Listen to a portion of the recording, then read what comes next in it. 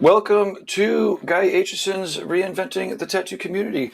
This is live in the Castro with Haley Adams, and we are going to always have fun on these Wednesday nights. It's once a month when we beam in with Haley, and it's going to be great. So I'm not sure where you're beaming in from. It could be the Facebook, the YouTube. You might be listening to the podcast replay, but the best way to catch up with a list of all of the events that are coming up are going to be on the community. It's community.reinventingthetattoo.com, or you can go to either of the app stores, pick your poison, Google Play Store, or the Apple App Store, and do a search for Reinventing the Tattoo, give it a download. And the YouTube channel, the podcast, and the app are all relatively new. Reinventing's been around forever, but these are new channels, so please give them kind reviews. And you can send us all your constructive criticism anytime, management at Reinventing the Tattoo. But if you go to the community, click on events, you'll see the upcoming schedule of all of these events so you can join in live. We always love to read the comments. And if you have great, intelligent questions, then you might even have them asked. Let's see. The on-demand replays can be found both on the YouTube channels and on the podcast. You could also catch the Live in the Castro podcast if you do a search in Spotify or the Apple Store. Then they have their own podcast. It's pretty awesome. They got them up pretty quick too. It's great. And let's see, goodie bags. We have some really awesome goodie bags that are now actually going out, and you will get an email when they get shipped. If you go to reinventingthetattoo.com/equinox, then you get a link. And actually, we can see it in the background here. It's Android Jones doing some crazy visuals. Aja Lu does live, or it was live at the time. Now it's a replay, but he did a live music to it. It's pretty awesome. And if you have a squirmy client, you put them in front of this on their phone with their headphones, and then all of a sudden they relax for an hour and a half, and then when it's done, then you have to figure something else out. Anyways, what you want if you're a tattooer is the goodie bag, because you'll get Cheyenne cartridges, you'll get inks care of rawpigments.co, and some other goodies. I think a discount off of Reinventing if you're interested in that. Anyways, reinventingthetattoo.com/equinox. You get a link, you watch this. You don't even have to watch it. You just get the watch page. You scroll down, you send in your address, and then we'll send you out the awesome goodie bags. Let's see. Upcoming professional development. We have every week, we have 9 o'clock on Monday nights, a Reinventing the Tattoo subscriber exercise. So Guy has a series of exercises that everybody goes through. He pulls them from different themes from the Reinventing the Tattoo canon, which was like the binder, then it turned into the book and the DVDs.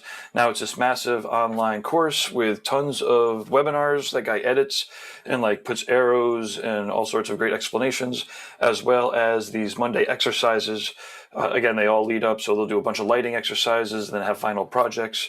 If you want to have your artwork critiqued by Guy, then it would be great to subscribe. It's kind of like an art dojo. They're doing like exercises every week, sometimes more than once. They do these other exercises. Okay, let's see. So that's the courses.reinventingthetattoo.com to check out Guy's canon and become one of the paying subscribers. And there's actually subscriber meetings that happen at some of these conventions that we'll be talking about. Let's see. At that same courses.reinventing the tattoo, there's the Reinventing the Tattoo business there, which is has live webinars that I'm leading. Andre Malcolm is doing a koi sleeve design coming up May 18th. The replays are pretty awesome. It's 2 hours of Andre doing Q&A while he does a koi design. If you are drawing along, then you can get your koi design critiqued. BJ Betts has a replay up. Bob Tyrrell's got an 11-hour webinar replay up. It's pretty cool. So let's see what else we have. Weekly events that we do in the Reinventing the Community that are free thanks to our sponsors, the Reinventing Drawing Groups. If you are doing your tattoo homework either on Sundays at 1 o'clock Eastern, or Monday mornings, 9 o'clock Eastern, then you could join us, and the Zoom links are in that community link. We have people from all around the world beaming in, talking about tattoo homework, talking about tattoos. We have different topics. It's pretty awesome. It really is. We've been doing this twice a week for 5 or 6 months, and it actually is still exciting. It seems like there's always something to talk about. Go figure. The world is interesting. Okay, every Thursdays at noon, we have the Tattoo Collecting Podcast with Fawn Baker and Jordan Rookus. They're interviewing tattoo collectors, often tattooers, but a pretty awesome set of people. And every time that they send us their pictures, it's always these crazy, amazing tattoos. And it's like 2 hours. Often Fawn's doing tours of Red Tree. That's every noon on Thursday. The Tattoo Collecting Podcast. Okay. I think up next is we will be chatting about our real world events. Actually, if this is working for you now, if you're watching this live, please let us know in the chat room where you're beaming in from. And yeah, share it around, because we still have a little bit more in the introduction, not too much, another minute or two, so that this is beaming out amongst all of the right places. It seems like it is. I apologize. I'm doing tech and hosting at the same time. Not trivial. Okay, so real world events. This is great. It seems like the vaccinations are going around. People are traveling a little bit. We have Jiminy Peak Mountain Resort rented for October 3rd to the 6th. It is actually a Sunday to a Wednesday. It is the Paradise BYOB.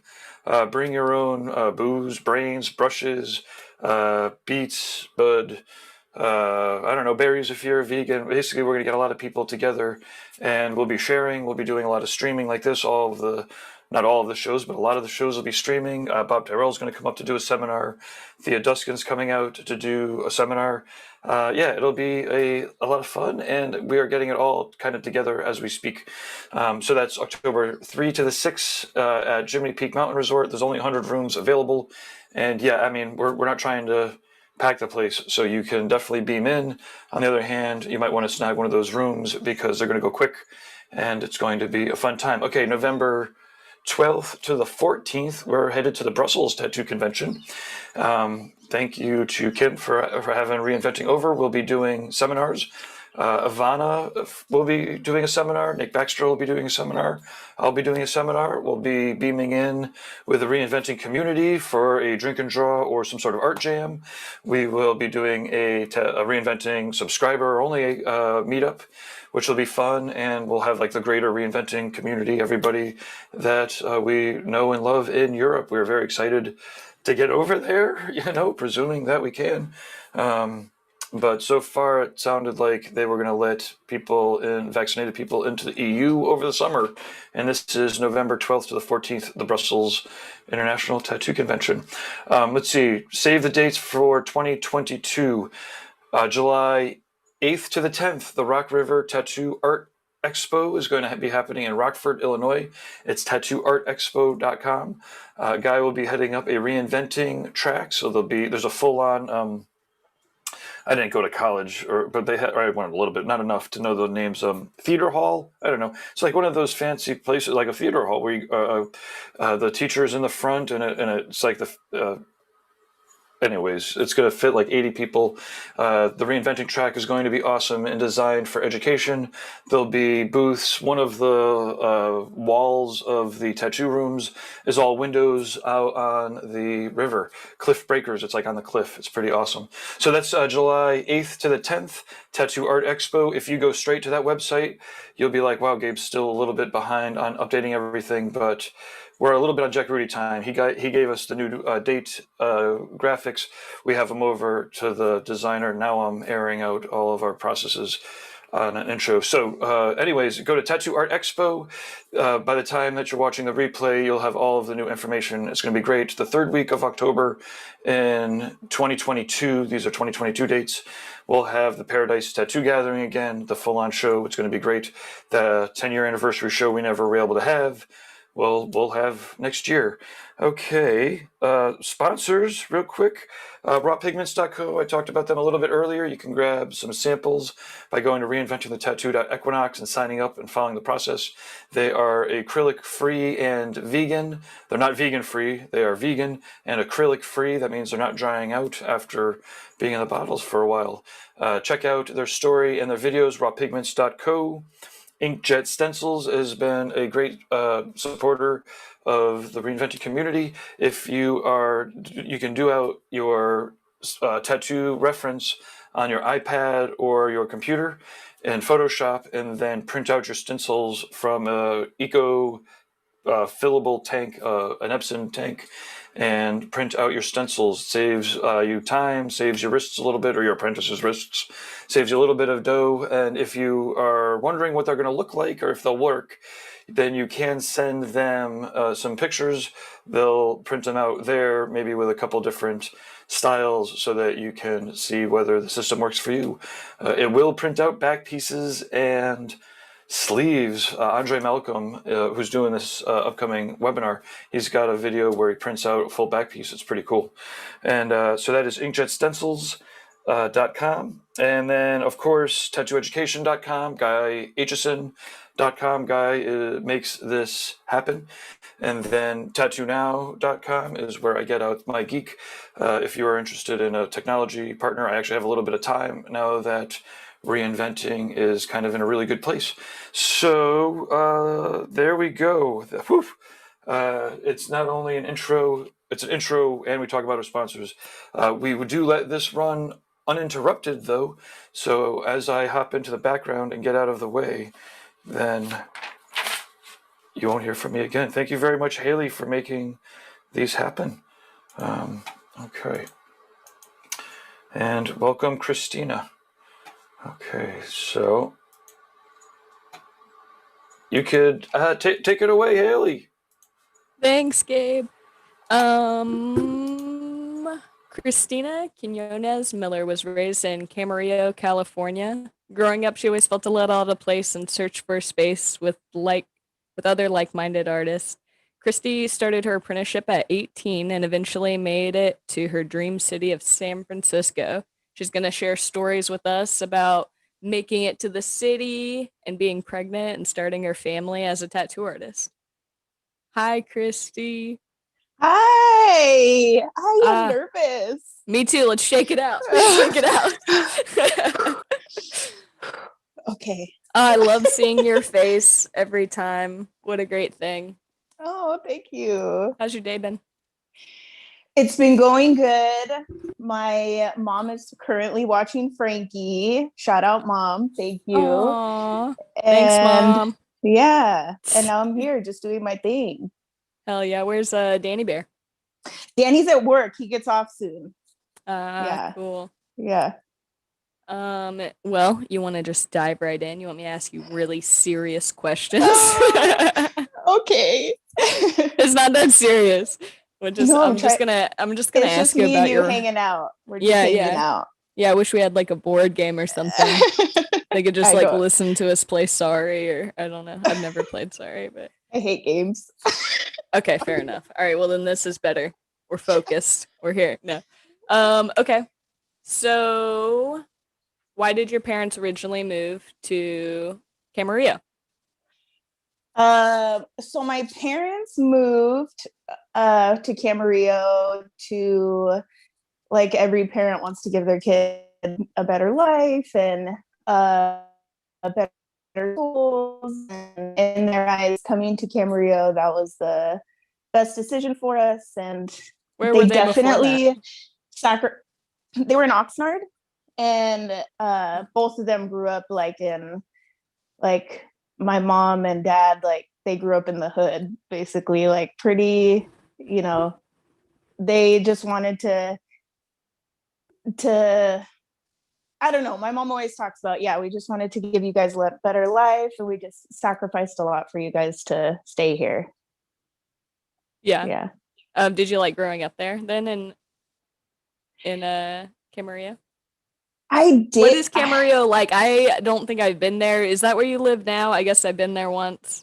Yes, it's a lot of people call it like retirement town. Like there's a Yeah. lot of old white people that live here. And it's yeah, that's basically how I would describe it. So it's like really fun when you're a teenager. It's Super like fun, a super lot of fun. things to do, a lot of places to go, a lot of art, a lot of art. So yeah, I Is don't it really yeah, like retirement? Like, are there a bunch of old people there? yes, a lot, a lot. There's Did you have homies, like little kids hanging around that you're like, hey, come out and play? Or were they just growing like, up I you did, played with the yeah. 70-year-old man? No, luckily when I grew up on our street, there was kids at the time. I don't think there's any kids on the street that I live on now, but yeah, there was a lot of kids. I'm still like she's one of my best friends, Chelsea. She grew up across the street from me. We hung out all the time and yeah, that's basically how I would describe it. It's really sleepy. Like no artwork, no You good must have been so restaurants. bored. Yeah, I hated it growing up, to be honest, if I'm just gonna let it slip out. I hated it, but I don't know. Well, I live here now. I went to the city, lived there, and Well, now I now came you're back. retired. No, just kidding. Yeah. So I do Uh, like it now. It's quiet and okay, but you also let me just I'm just framing this in my head of like what little Christie's life was like back then. You also went to a Catholic private school yes, I did. I and went you to Catholic loved it. school my whole life.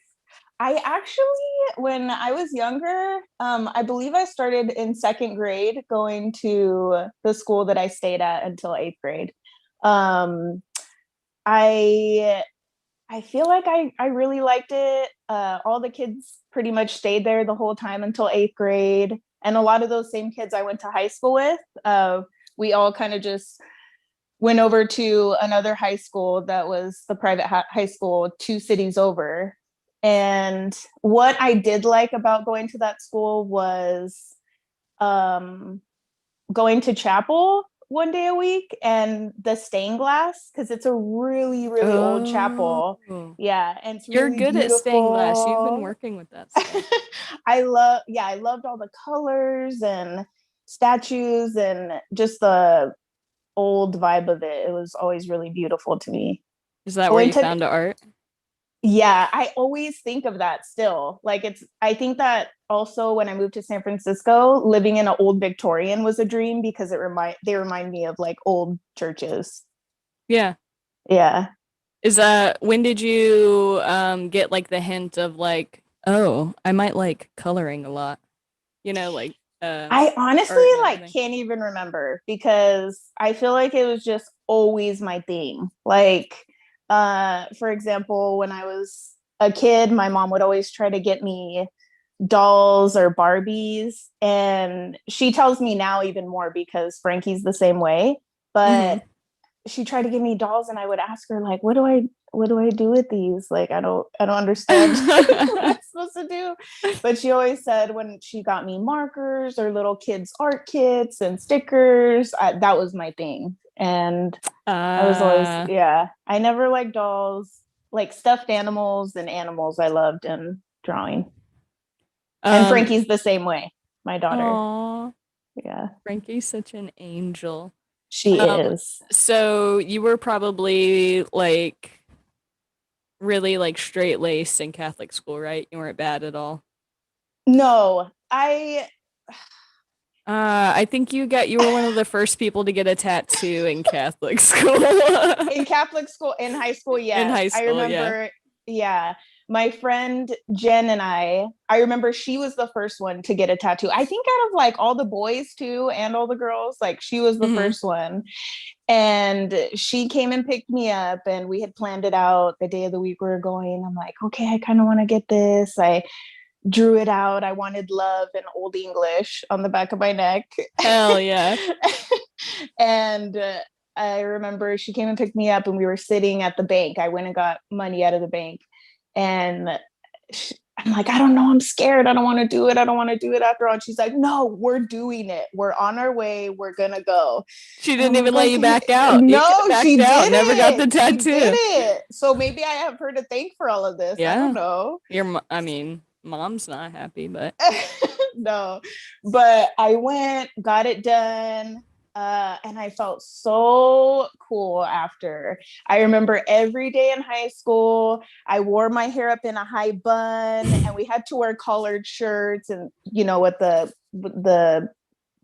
I think we had to wear the high school sweatshirt with like the high school name on it. But anyways, I would always make sure to stretch my collar out in the back and like make sure it went back in the back, so when I was writing at my desk, everyone could see it. Yes, I bet you took way more notes too. Oh no, I did. I was always like this. But I was so proud of it. I felt so cool. And she got hers in the same spot, so I felt like we were both, you know, killing it. Yeah, that's so cute. You guys were killing it. What did she get? She got a Chinese character. Yeah. On the back of her neck. That she has no idea. Who knows what? Yeah. Yeah. But that was the time. That was what everyone was getting. Mm-hmm. Yeah. So were you always drawing all the time and stuff? Always drawing. I found a journal the other day in our garage, because currently Danny and I moved into the house that I grew up in, and my parents, this is how they lured us in. After me and Danny got married, my parents purchased the house that's kitty corner to where we live. So I'm actually looking at my parents' house right now, and I could see my mom's bedroom window from my bedroom, which is kind of weird. My gosh. That's how they keep you close. She can see in our room. She tells me she can't too. I know. And get blackout curtains. What do you do? When Frankie was a baby, her crib was right here, and she was like, oh my God, I can just see my baby right there. And I'm like, yeah, for relation wise, I had to get curtains. It was weird. For relations. I know. Relations, weird, right? Mom. Your mom's like, what? Hey, Christy, why'd you put up those curtains? You're like, Mom. No. I know. And then it's like, we're also in like my parents' old bedroom when I was growing up. And I was constantly, you know, hearing noises. Oh, in here. So they bought the newer house. Yeah. Oh, wait, Ghost? Are we talking Ghosts right now? No, don't talk about Ghosts. Okay. Oh. And Ghosts. You know this house is full of ghosts. I know. I thought we were going there. I was like, no. Oh, God. Too many things. Too many things. So, oh my God. Anyway, so you're haunted by the previous sounds that were coming out of the bedroom. By the previous sounds and the current sounds in here. Oh my gosh. So anyways, I can see my mom's room from here. That's where they live. It's awesome now that we have a daughter, and literally I have too with Danny. I've passed Frankie over the wall when I was at my mom's house. That's so cool. Danny. Yeah, it's pretty cool. My dad even built a little platform to my mom she walks up steps and she can stand and see over. Why she need to do that? We're very close. My mom's a spy. She needs to be in the mix. So anyways. Yeah. What was the question again? I don't know. I went off. I was really interested in all of that. It was, I found a diary in the garage the other day. Oh, about drawing. Like, oh my God. Yes. Okay. So I found a diary, and previously I had found old sketchbooks. Oh my God. I was such a sad girl. I feel like I am sad. I mean, I feel like I am a sad girl at heart forever. Like, I'm very sensitive.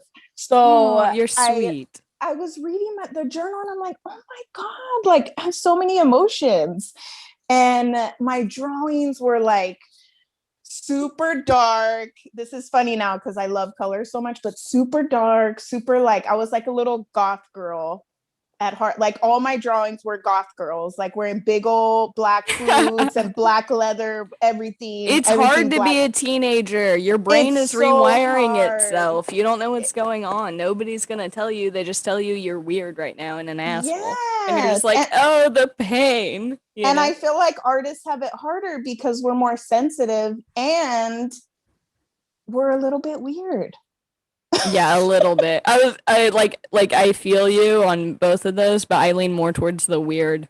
I think Yeah. I worry That's about something that that. I embrace now. I embrace it Yeah. now and I like it. I'm Yeah. trying, but then I'm like, I'm gonna get so eccentric that people are gonna be like, I can't even talk to you. What's wrong with you? You know? And I'm But like, your okay, artist pull it friends back, pull it will. back. Your artist Yeah, friends that's will, and fair. we'll go with you. We'll go with Okay, you. great. Great. This is gonna be okay. Everything's gonna be fine. Okay, you're a sad little a goth girl with your sweet tattoos in high Oh my school. gosh. Oh my gosh. How'd Yeah. your mom react to you getting a tattoo? Hi, Christy's mom. I know you're watching. She probably is. I bet. You're gonna see her head peek through the back. Hell yeah. What? Well, I assume she'd watch your interview. She better I be hope so. watching. She better be. She better So I will never forget it. We would have it would happen once in a while where we'd, have a moment to sit down and really talk about our lives. And there was this one day I'm like, oh my gosh, we're like super vibing out right now. I'm like, she's being so cool. And I feel like I could tell her anything right like, now, Mom, like, I love you. yeah, yeah. And I was like, Mom, I got to tell you something.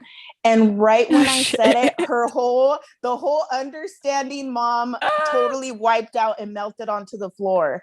And she's like, what? She's like, what? And I'm like, never mind, never mind, never mind, never mind. Uh-oh.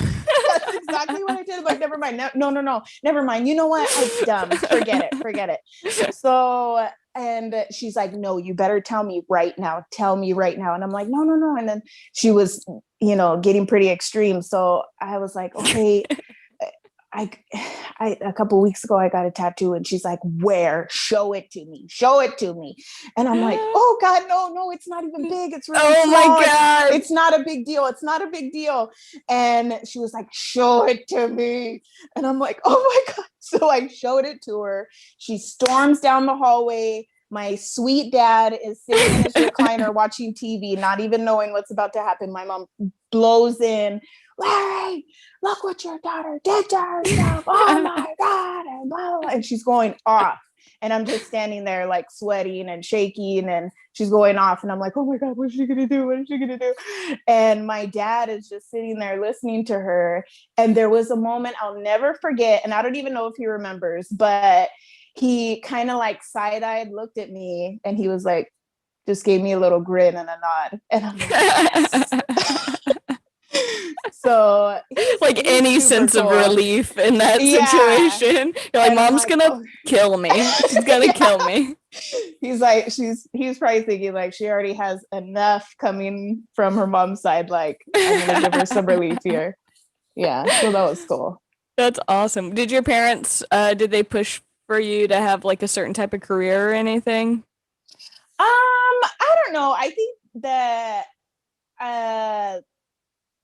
I mean, I hate to say it, but I feel like if I was in their place, which I'm sure they probably thought this too, but they were like, shit, man, like, I don't know what's going to happen with her, like we're sending her to Catholic school. She's getting bad grades. She's like getting sent to the principal's office all the time. My mom was always threatening to send me to continuation school. And I was just always, I was just like listening to punk, telling her I wanted to go to public school, didn't want to go to Catholic high school anymore. And they were probably like, dang, like, what is she going to do? Like, she's not getting good grades. She's, I don't know. So was your brother Frankie in the same kind of situation? Yeah, he was like the clown. Like, he was always the class clown. He was always getting into shenanigans too. But I feel like he's a charmer. So he was able to charm his way out of a lot of things. Like, even now he'll say like violent out stuff when we're hanging out with my family, but my parents just laugh it off. If I were to say half the stuff he says, oh my God, it would not turn out good for me. But he has the charm, the comedic charm. Yeah. And then he ended up being a comedian, so there's no. Yeah, so he's good. Yeah.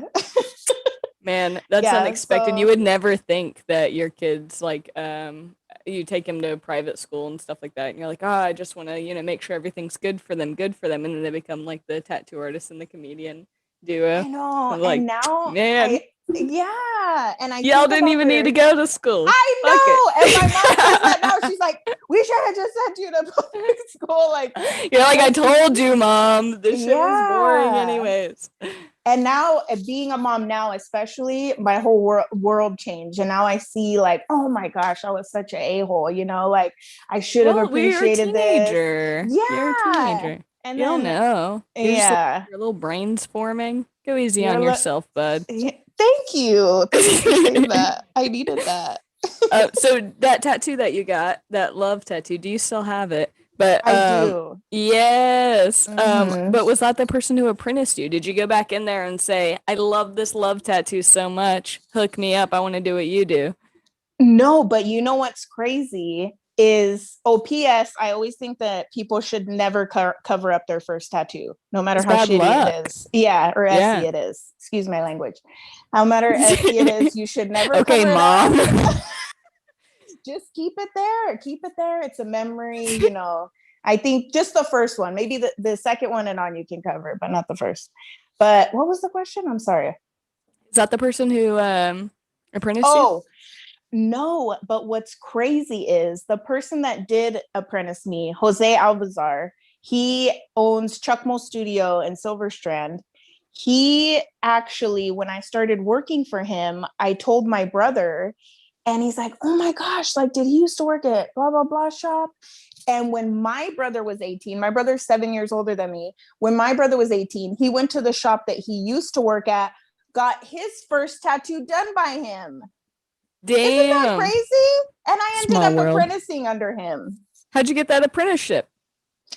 I had started getting tattooed. I remember I drew up a tattoo and took it into,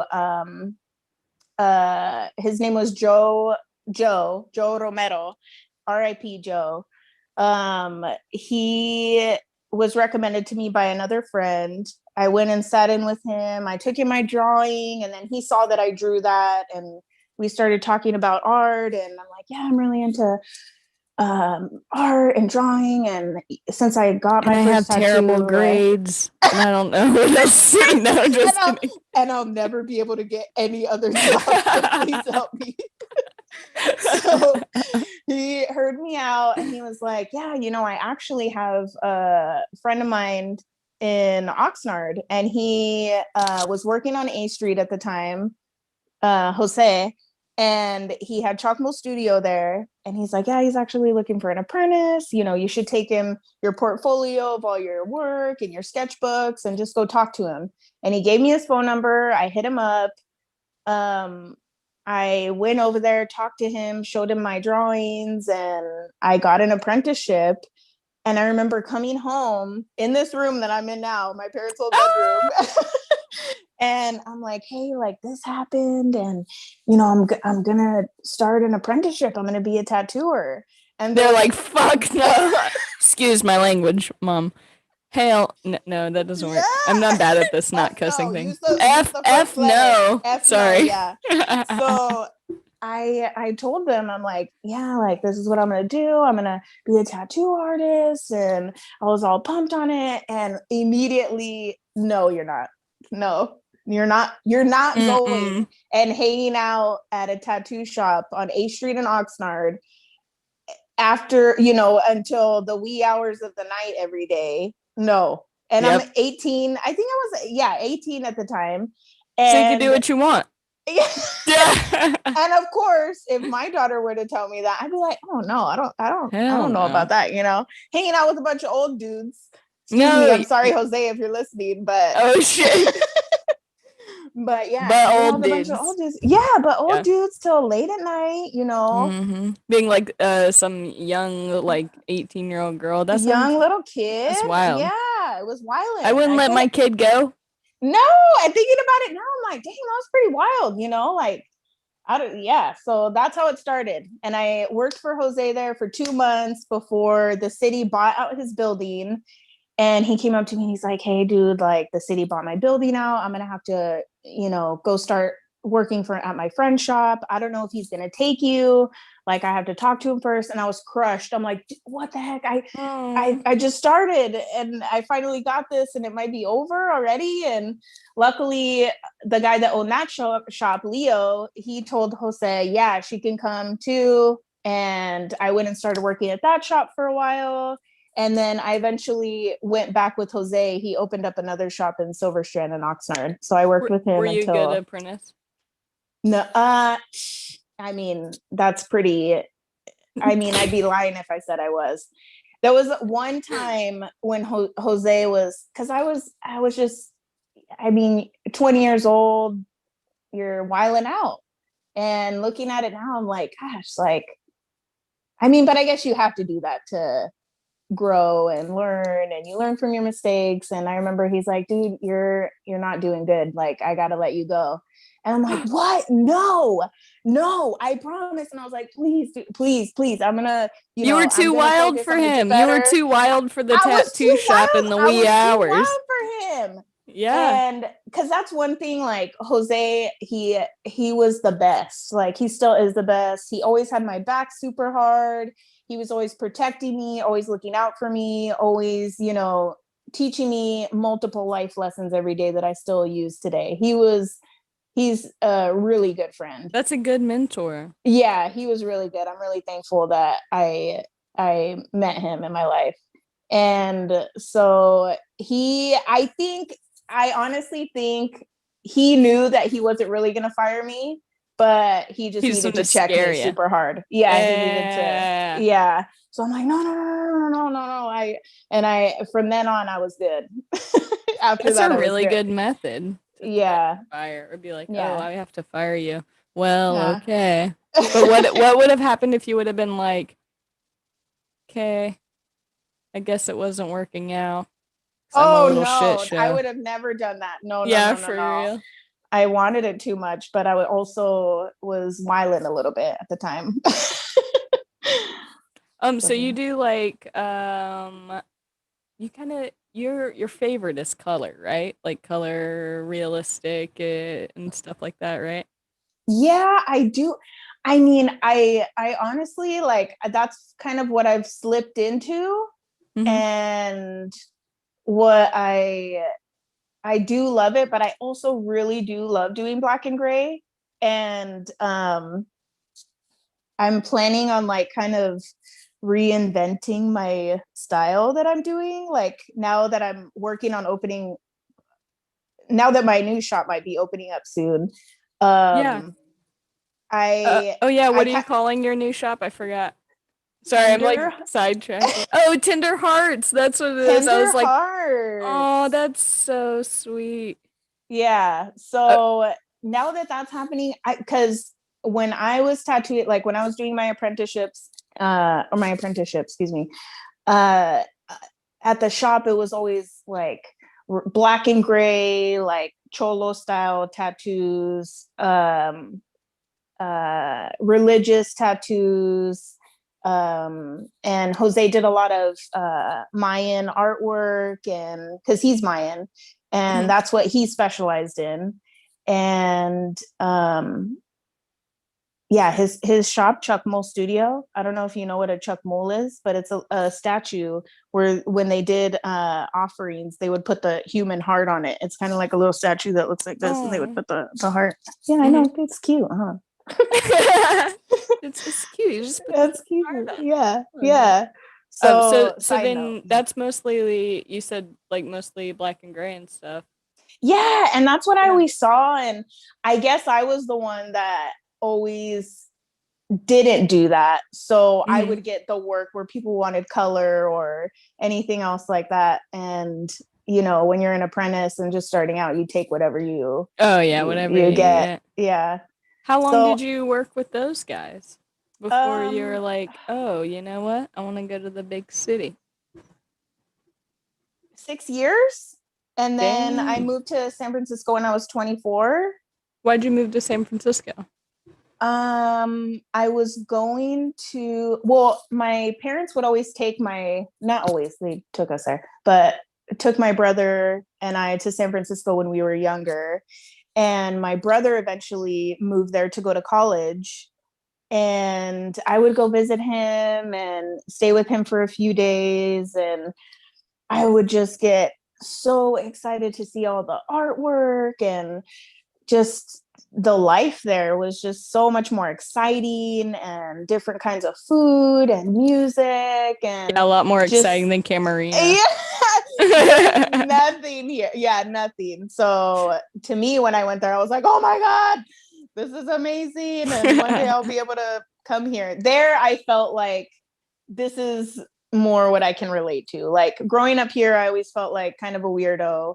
And moving back here, I feel kind of like a weirdo too. Yeah. But yeah, there I felt more like you fed in, like you got a little home. Yeah. More of the vibe that I was looking for. Yes. Yeah. And then I met all my other weirdos there. The vibe was drinking a lot. Never mind. A little bit, yeah. I mean, I was there for that part. We had so much fun. We had a lot of fun. I think about that now and I'm like, gosh, dang it, we had a lot of fun. God damn, did we? What was your first place like? Did your brother trick you? Oh my gosh. Okay, so like after living there for a while, I'm like, dang, dude, you couldn't have, I mean, I don't know. So I show up with the U-Haul. Some of my homegirls were with me to help me move my stuff in. And we roll up at night. We go into the place. It was like, it was Your brother found it?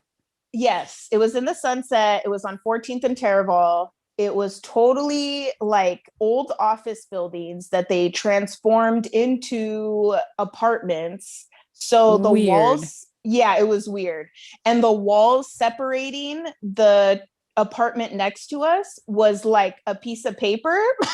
What? Why did your brother think that was a good idea? He was like, hey, you want to move to San Francisco? Come on up. I'll get a place with you. I'll get us the worst place. It was crazy. So I'm like, oh shit, like this is, or OS, like this is just how I got to roll moving here. And I don't know. So I just, was like, all right, this is cool. I just want to be here. That's all I care. Yeah. I just want to be here. So we're durable. It's going to work. It's going to work. Yeah. So, but yeah, the wall was about a piece of construction paper in between to the apartment next to us. And we had to share like the electrical bill and the because it was supposed to be one building. You had to share it with all the people? We had to split like everything with the apartment next to us. That's how crazy it was. This sounds like a loft, like an artist loft. Yeah. Quote unquote.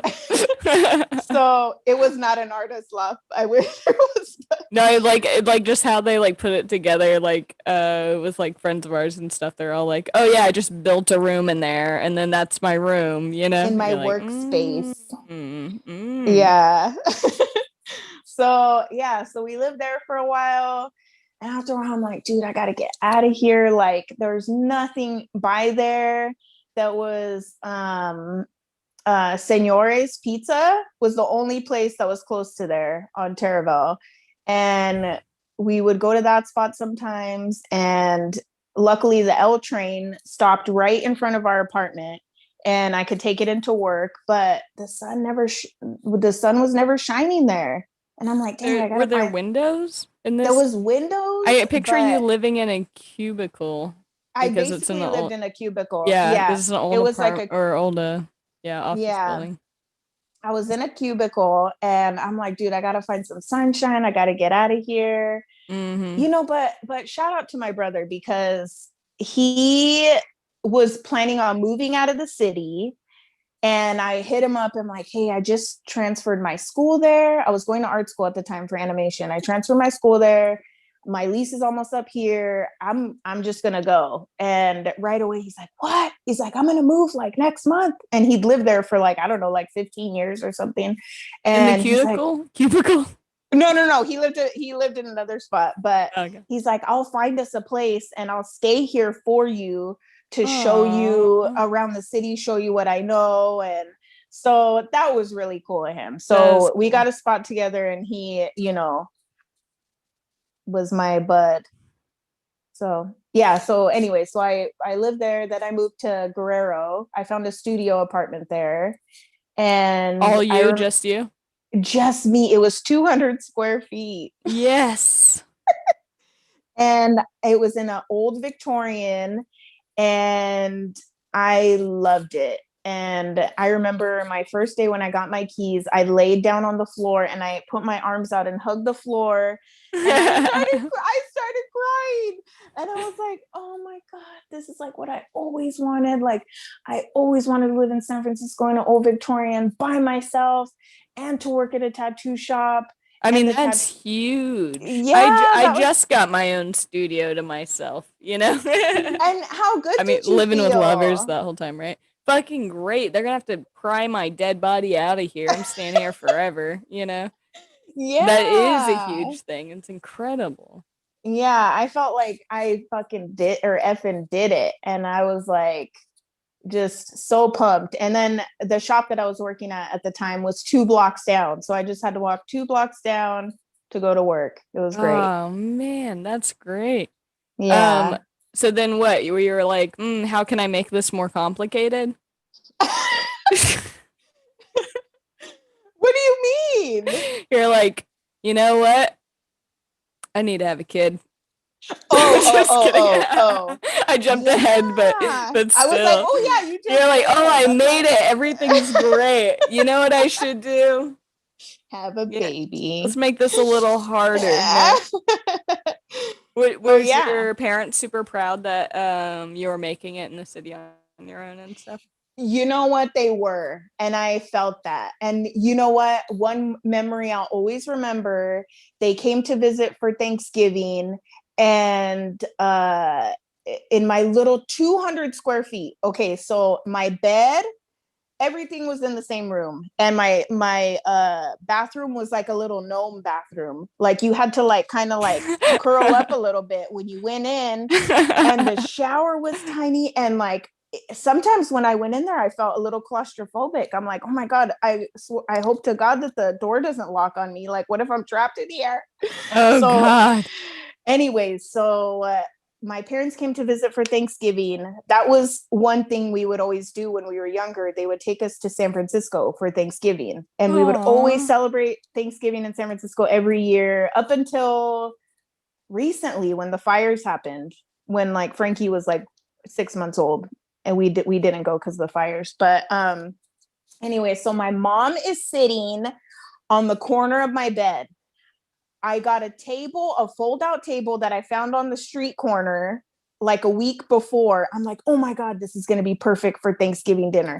So I had that as my table.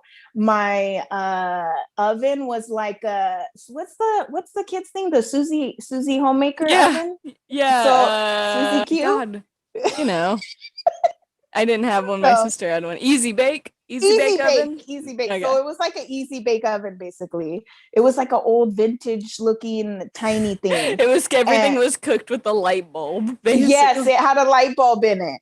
So my like, God. I remember we're like, is the turkey even gonna fit in? I don't eat turkey, but you know, from my family. So my mom's like trying to put the turkey in, and it barely makes it.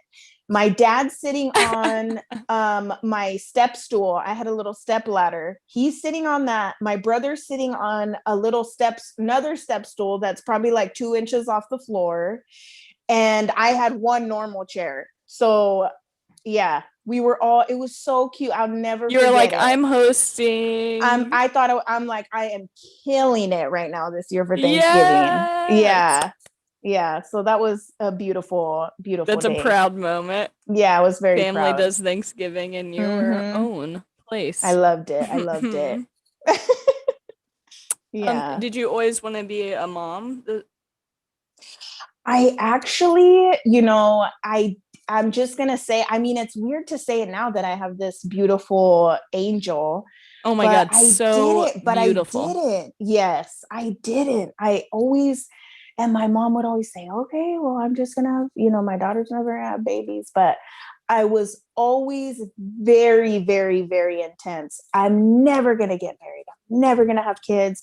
I'm going to work and travel and do art. And I'm going to, just travel the world and do what I want. and have a bunch of animals. Like my animals are going to be my kids. I'm going to rescue a bunch of animals.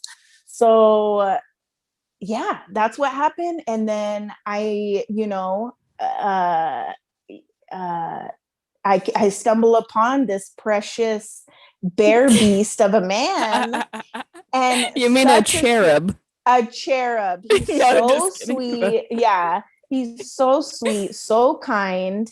And I had a long history of dating a bunch of a-holes. I'm just gonna go ahead and say it. A-holes. Yeah. Oh gosh, Ugh. horrendous. God, hate them. So just had a bad, I was just not, I should have went to therapy a long time ago. I was just not in a good space.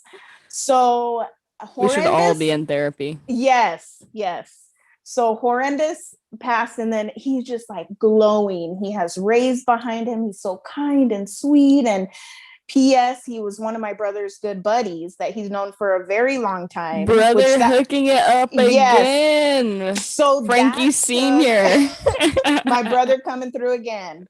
So I remember that took some time with him, but he did tell me, he's so cool. He's so nice. He's your brother wasn't down at first? Your brother was like, don't you touch my sister. In all honesty, there was a time where we were on vacation and Danny would get up and go to the restroom. My brother would be telling him off because we told him we wanted to get married too, and he went off. And then my brother goes to the restroom. He's like, oh man. He's like, that's cool. He's like, if of any guy that I know, Danny's the one. He's so cool, so nice. So, and I'm like, why don't you tell him that to his face? Yeah. Instead of just giving him shit. Yes. So the brotherly side was just, I gotta be rough and tough on his A, So, but he loved it. I mean, it's so cool, like hanging out with our family because my brother's just like really close with him. And yeah, so Danny. So was there like a pheromone or something? I don't know how it works where you like sniff a Danny and then you're like, oh, you know what I would like to do? He does smell good. Yeah. Is have his babies. Yeah. I don't know. Something like the mind change. Yeah. Something shifted. So we planned it out though. And I do remember when we first started dating, things were hot from the beginning with us because we just connected so intense, and he already knew my family, knew my brother. We were just like, it's like I could already trust him immediately because it was already in the family. He was already in the mix. So we were just going in hot from the beginning. And after about, I want to even say a week, I would say even a week, we brought up the topic of kids. And he was like, what did he say? I'm like, yeah, I don't think I want to have kids. I just want to live my life and do my thing and, this and that. And he was devastated. And I'm like, what? Danny, you can adopt a kid. It was his and have face. Your kid. He was just like, what? I'm like, what's wrong? What's up? And he's like, I'm just trying to process what you just told me. And I'm like, oh my gosh, are you serious? Like, he's like, yeah. And, later, shortly, I mean, not even later down the road, maybe like 2 weeks later, we started talking about having kids. And 2 months in, we were engaged. A year later. So you were like, well, like you got used to the idea. Yeah, it didn't take long because he's just so sweet. And then I'm like, oh my God, like I could have a mini you, like they would halfway be you. Oh, you were like gross in love. You were like gross. Yeah, you were like, I need more of you. How can I make more of you? It was sickening. That's cute. Yeah, so I'm like, oh, I can have a little half of you running around, and oh my God. And then immediately my mind changed, and you're like, love manifesting and running around and playing with crayons. Yeah, and that's cute. I'm into it. Embrace it. Yeah. So yeah, 2 months later we're engaged. A year later we're married. And then my mom hits us with we purchased a home that's kitty corner backyard to your house that you grew up in, and if you guys want to, you could rent it out from us, and if you guys decide to move back. And at that time we were kind of becoming homebodies in our apartment, and we were like, yeah, you know what? We kind of did everything we wanted to do. We had made sure to travel a lot because we were Like planning getting on ready having to have kids. the baby. Yeah, getting Yeah. it all out, getting it out. And P.S. side note, if anyone's planning on having children, travel as much as you can beforehand. That's what everybody told me. I took And it a worked. survey. Yeah, I took a survey Yeah. of clients when they came in. So yeah, that's a smart thing. So we end up being like, yeah, like maybe we should just do it. And so we planned on moving. And it was probably like 6 months down the road, a little bit later. So we move, we get here, and we were planning on trying to have a baby like pretty, soon after I got off birth control. I, wanted to flush everything out, get healthier, drink, get it together before. Yeah. And this is where the TMI comes in, but I'm just going to go in. I'm ready for it. I'm ready for it. Give me your TMI. So, we planned on, we kind of were going back and forth. Should we start now? Should we do it now? Should we do it now? But you're never going to be ready. So I was just feeling the vibes.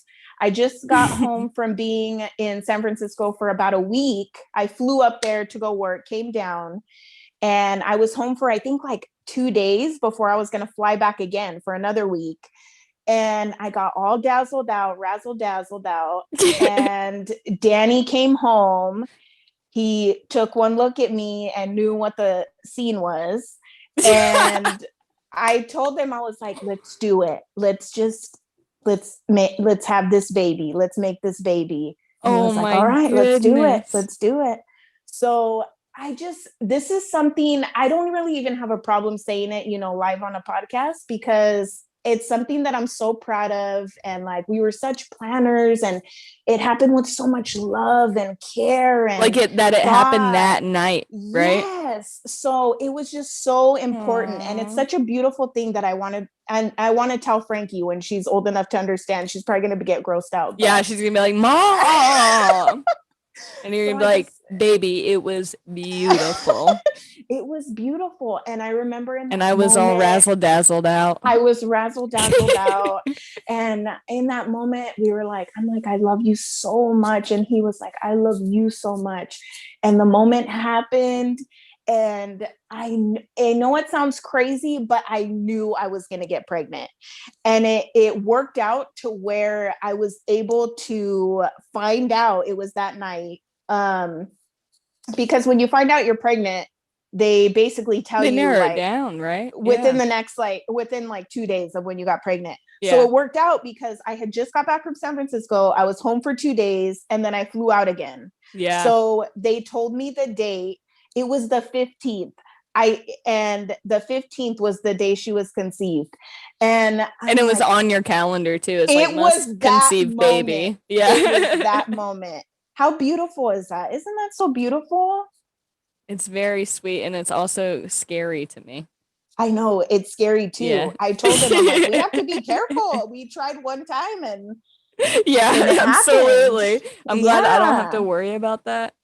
Beautiful but horrifying. Yeah, you don't have to worry. So how did you think about tattooing with like getting pregnant, and like, how do you adjust? How do you adjust to, like, I don't know, that's 9 months, right? That's 9 months you have to be like kind of sick, and like everything's kind of feels weird, and you're tattooing during that. Yeah, but luckily when I first got pregnant, I felt great. I had no more. I got sick, I think maybe one time I threw up, where out of nowhere I just felt like I had food poisoning, and it was like throw up one time, I was it. Which I feel very fortunate. Yeah. But other than that, I was like, oh, heck yeah. Like, I loved being pregnant. And I know most moms are going to be like, oh, shut up. Why did you love it? Because for one thing, I didn't feel sick. I didn't go through any of the things that most moms, unfortunately, like, have to go through. And that sucks. Like, but I felt like a glowing golden egg. Oh, And I felt like, oh shoot, like I'm glowing doing golden. it. Yeah, I'm doing it right now. I have a life inside of me, and I'm carrying this life around, and Felt I powerful. yeah. Yeah. I've never felt more confident in my whole life than I did when I was Oh, pregnant. you're like, I know And damn well I'm growing this baby. Growing in me. yes. And Oh, that's everyone's sweet. so nice to you. Like people see that belly, that pregnant belly, and doors are flying open for you, smiles left and right. Well, they didn't know you had a waves. good pregnancy. Yeah. So they're like, They oh, think poor you're in thing. miserable pain. Yeah. And I'm like Oh, that's dancing around, sweet. doing kicks and flips. Yeah. I loved it. I loved it. Aw. Yeah. So how long did you tattoo while you were pregnant? So I tattooed for, I want to say it was close to 7 months, but I feel like it's crazier in my case because when I was tattooing, I was flying. So I'd fly to San Francisco for sometimes a week, sometimes, 4 days. Usually it was 4 days that I would stay there, and then I'd come back and I'd go one time a month. Usually it was twice a month. And uh, yeah, it was great. Like I just made sure to drink a lot of water. The flight to San Francisco is so short. It's like 45 minutes, 50 minutes. And my doctor was always like, yeah, it's cool because it's so short. And then it got closer to when I remember I was in an appointment and I was like, yeah, like 6.5 months pregnant. And I'm like, when should I stop? Like, when should I stop flying? She's like, oh, you should stop now. And I'm like, Oh but I have shit. appointments next week. Like I'm flying there next week. And she was like, oh, shoot. She's like, it's only 50 minutes. You should be fine. She's like, but just make sure when you're taking off to slide all the way down in your chair to the bottom till your back is basically on the butt part Oh my and god. pull your knees in up What? high. And I'm like, what? Why? And she's like, well, the G force or whatever, like the force when you're taking off will push the fetus down towards your pelvic area. Oh my god. And I'm like, what? So is she gonna come flying? Is she gonna come flying out? And she's like, no, but you should be good, but just But do that. hold it in, like nothing's gonna happen. Don't worry, but lay on your back whenever you take up and put your legs up. Oh I my can't do god, that. that would scare me so I'm not much. in first class. I can't do that. No, no So one can do that. So I remember too, when I was taking off, I'm like, oh my gosh, okay, I was like testing it out. I'm like, am I going to be able to do this? And I remember the lady next to me, I didn't care though. I'm like, look, I don't care if I look like a weirdo, like this is important. So I slid down all the way. Like I had to extend my seatbelt as far as it could go, went down all the way, put my knees up. And I felt the lady side-eyeing me like, what the heck is she doing? But I'm like, lady, I don't want this. I don't want my baby to blow out here on the plane. Ah! So, but it Um, worked. It's all good. I have a question because I think about this stuff for sure. What was like after you had the baby? Did you experience any physical or mental challenges? I And like, did your did. whole body change? How does your brain feel? I mean, it's crazy. And there's so many things that, you read blogs, you take the classes and everything ahead of time. But there were so many like basic things. I'm like, why didn't anybody tell me this? Like, okay, so afterwards, I breastfed Frankie and I I had a really hard time with it. I remember I couldn't produce enough milk for her, and I tried everything. I had a nurse came and she checked up on us like I want to say it was once a week. No, it might have been once a week. She would come in, she would show me how to hold Frankie, how to do everything, and she kind of tested how much milk I was producing. And there was a period of time when Frankie was little where I would use a breast pump, and then I would breastfeed her. And then when I was done breastfeeding her, I would feed her the breast milk that I had pumped earlier. So I would do this all an hour, once an hour through the night too. I would get up through the Jeez. night. Well, And by the time I was done doing all this stuff, it would be like a half an hour. So I'd sleep for 30 minutes, get up, do this whole process again, sleep for 30 minutes, get up. So I was like insane. I was yeah, like not and that problem of not producing enough milk and like it wasn't like working out. That's a yeah. problem that we just don't talk about, right? Like a lot of people No, have that problem. And they're yeah. like, "Are you going to breastfeed or not?" And they act like it's your choice all the time. And it's like, yeah, most people have Yes. such difficulties with like it's not Yes. a, you know? Yeah. And no one ever told me that. And I thought it was going to be squirty milk everywhere. And that wasn't the case.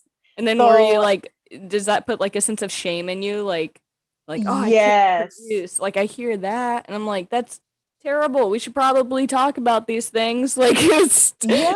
normal if you can't produce enough milk to feed a whole baby every hour.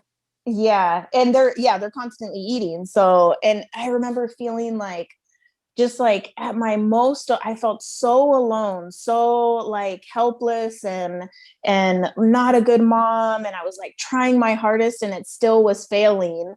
And that was like heartbreaking. And I'm looking down at her. I'm like, I'm sorry, I can't, I'm trying. I'm like doing everything that I can. I was trying to take supplements. I was eating certain foods, pounding water, like doing everything that anybody recommended to me and anything online.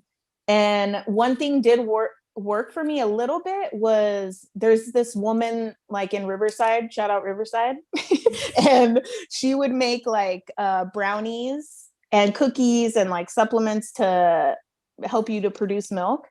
And there was this thing called the emergency brownie, and I ordered them. And on the label, it even said, warning, do not eat two at a time because basically your breast would explode. Oh shit. That's incredible. But they were so good. They were delicious. Oh, and even no. being shipped and everything, they were so moist. No. Yeah. You so ate I'm like, too. I'd eat too. I had two the first round. I was like, I'm having trouble. Oh, It's going to be my fine. God. It was awful. It was like someone poured cement inside of my chi-chis. It was, and I'm not even kidding. Like literally, you could knock on them and do Morse What code the on them. fuck? Yeah, And they just like needed to dispose of their you milk gotta so express bad? them. You gotta get it Oh out. my So God. immediately, I put the pumps on, and it made me produce the most milk I had ever produced the whole time. So I ordered those, and I'm like eating these brownies, like trying to pump, but it's still like what I was pumping was like a little less than like normal, I feel like, or what. Yeah. So it was hard, but then finally I accepted, okay, I'll do half formula, half this. And the nurse that came to see me always said, as long as she's getting a little bit of it, she's getting, That's it's fair. like the golden juice. Yeah, Yeah. totally. It is the golden juice. Give it just a teaspoon. That's Yeah. good. Did you know athletes and stuff like order it online? That's weird. Yeah. I don't know how I feel about Yeah. that. Grow a baby. No, they do what they want, but and if you can still produce it and make money off it, that sounds great. Can you? Yeah. I don't know. So I'm not hating mentally, on that. how'd you do after the baby? Mentally. Okay, so I had I definitely, looking back at it now, I'm like, oh shoot, I had postpartum bad. Not like super bad like some of the stuff I read about, but I was so down because you're just like trying to do your best, and you're failing at certain things, and then also just I know, like, adjusting to being like a full-time tattooer to like being pregnant and then not being able to do it at all and having this new job. It's like I do feel like people as lucky as us to do their dream jobs and what they love, it becomes who you are. So Yeah. once I became a mom, I'm like, well, who am I? I'm not tattooing. I'm like, what am I doing? And that makes sense. You have to ditch your I whole identity just to, I mean, not just Yeah. but to have this kid. That's pretty wild. Yeah. Oh, and you had to leave the So- city and hang out with suburb moms where it's hard to make Yes. friends. Yes. What's So up with that? luckily, How's those suburbs? No. Well, luckily I still had a couple of friends here in town that still lived in Camarillo, and I was able to hang out with. But man, it was kind of tough, just because I mean, even now I feel like kind of like a weirdo in the neighborhood. But I also like, Because you're tattooed fully and it's mostly white people, yes, like stuck up white people. but I do make a huge effort on holidays. I do gift bags for the neighbors. Oh, you I do make it all cookies. big, for I do it sure. all big for every Aw. neighbor. So I feel like in the neighborhood I'm killing it, and maybe on the outside I'm, feel a little bit more alone. Aw. But I remember taking Frankie to like a couple of her first classes, like her little music, not even the music classes, but like there was this little like play area where kids could socialize, and I would take her when she was a baby. And twice it happened to me where I got there and sat down with Frankie, and I like sat down next to a couple of moms, and they got up and ditched. Like they got up Oh my immediately and like went to a God. different area. And I'm like, I'm nice, I swear. The hell are they scared of? What the But fuck are they let's weed scared? out the bad ones. Yeah, from seriously. The I don't want to Get hang 'em out with outta you guys here. anyways. Yeah. Oh. So And it also seems like, okay, beyond that challenge, it seems hard as fuck to make new friends as a parent. Like, yeah.